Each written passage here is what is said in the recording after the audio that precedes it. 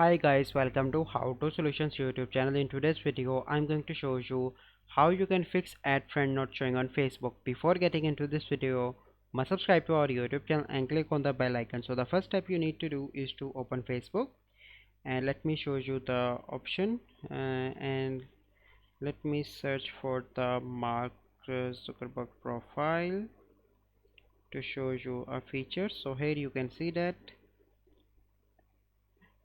on this profile you can see only follow option is showing and there is no option to send a friend request. So let me show how you can fix that option if that is the issue with your profile. So you simply need to click on three bars in the top right and click on settings and privacy, and then you need to click on settings, and here you need to find the option of who can contact you on Facebook.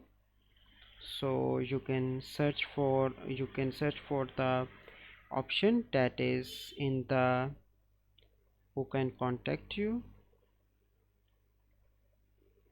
or you can see that who can send you friend request. Click on that option, and here you need to click on everyone. Once you click on that, so everyone is able to send you friend request. So this is a process by which you can fix add friend option not showing on Facebook.